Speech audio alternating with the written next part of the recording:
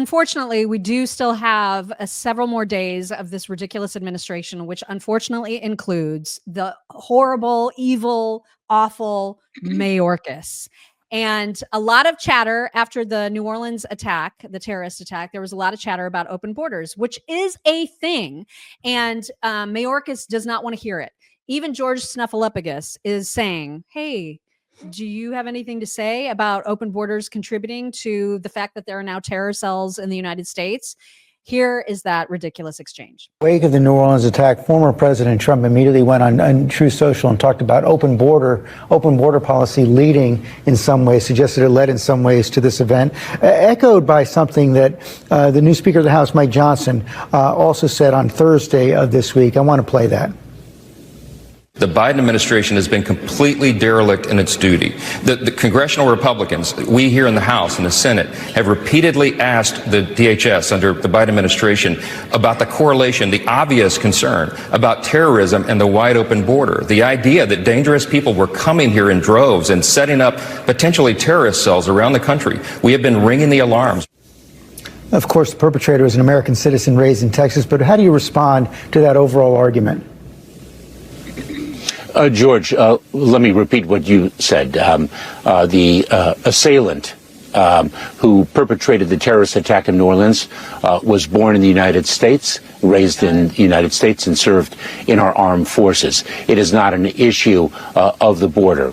With respect to the border, our highest responsibility, and one that we work to fulfill each and every day throughout the Department of Homeland Security, throughout the federal government, is the safety and security of the American people. That is what we have incredibly talented and dedicated individuals doing every day in their careers. He doesn't give one single crap about the safety and security of the American people. Not one half a crap. He doesn't care.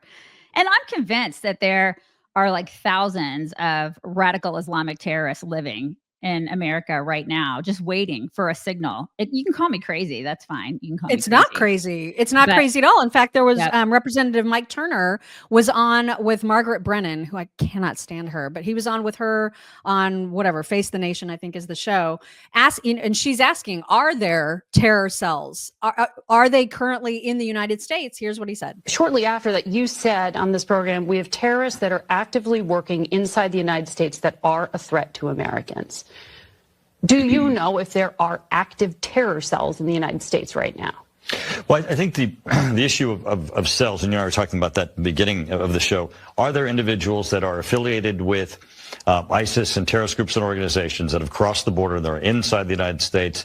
Director Wray, FBI director, has said so. We certainly have intelligence that says so. I agree with his assessment. Jim has also seen it. He's testified before our committee publicly of that fact.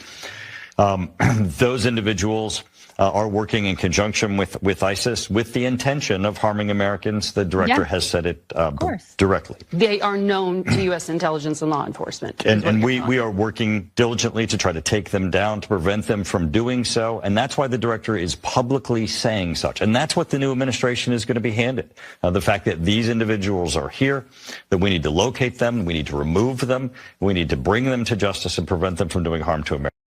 I mean, they're working diligently, but they're super distracted by putting people in jail for, I guess being at abortion clinics and stuff. I don't know, right. Being pro-life activists and being grandmas at J6, And all the white supremacy, all the white supremacists. They're working diligently, though. Yeah. I mean, it's like, I think there absolutely are cells here. They're just waiting for, listen, those lunatics play the long game, you guys.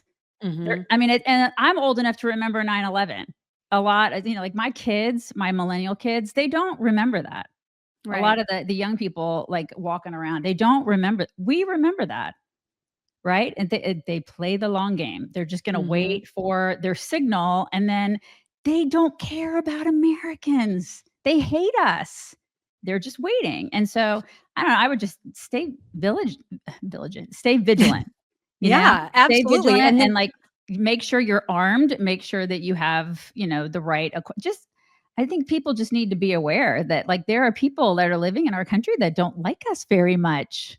Yeah, and then you had to send me this absolutely terrifying clip with with Sarah Adams, who is on the Sean Ryan show. She is a former targeting officer at the CIA, and the stuff that she said on his show was so alarming. But it is, like, to your point, We have everyone not needs to had be a aware. man walk up to a building with a suicide vest on the United States. Americans don't understand this. Al-Qaeda knows this, right? So this is new and innovative, especially now. You don't have to walk upside of the building. You can walk in the building because of the advancement of the vest. The other thing is, in the United States, we haven't had Fideian attackers. So the concept is the terrorist fights to the death. So he's not exactly a suicide bomber, but he will fight till either all of us are dead or all of his people are dead. We think it's going to be a swarming attack, right? Multiple different attacks at one time across multiple cities. We think there will be suicide bombers just because some of the attackers went through suicide bomber training and they have these vests. And then we think there's these Fideian attackers who will carry on until they're killed. You just rephrase that. So these guys are trained and they are going to fight until they're killed. Yes, and that matters, right? So I was watching this video and it was a suicide bombing in Kabul years ago. The bomber blew up and then everyone starts moving in. The first responders move in, right? And then another guy walks in and blows up. We know this is a tactic. But if Americans don't understand this as a tactic and don't understand these attackers are going to fight to the death, think about that. Battle's going on. The attacker surrenders. He might have the suicide vest. You know, we let our guard down. That man came to die, right? He's going to fight till he dies or you die. So we can't let our guards down, and they know our weakness. So we have to be very careful that we don't have more people die in these second and third order effects of not knowing their intent.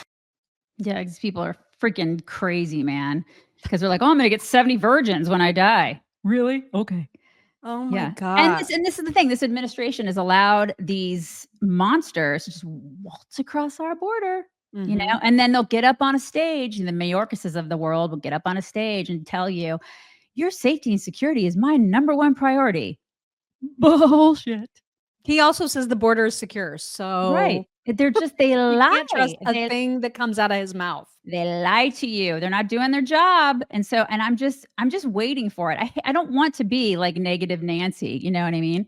But I just feel like it's just a matter of time for that to happen. And the problem is, like she said, they know our weaknesses, and these radical Islamist terrorists are, I mean, look at what is going on in the UK. It is so, so bad. And one of the weaknesses that they know we have is our compassion and our tolerance and our strength and diversity attitude. It is not a strength, you guys. That is a weakness. And here are numbers to prove it. This, you also sent me this, and I was like, damn. So it says, despite being 6.5% of the UK population, Muslims represent 67% of terror attacks, 25 to 30% of birth defects due to their cousin marriages, 84% of child gang rapes, 18% of prison population, 12,000 female genital mutilation attendances a year, 44% of Muslims are unemployed, and 27% are in social housing. This is not healthy for any society. Right. It's not. There's a lot of inbreeding going on there. Yeah. Yeah. I mean, it's not good. And that's data. There's data. Warning sign. Yeah.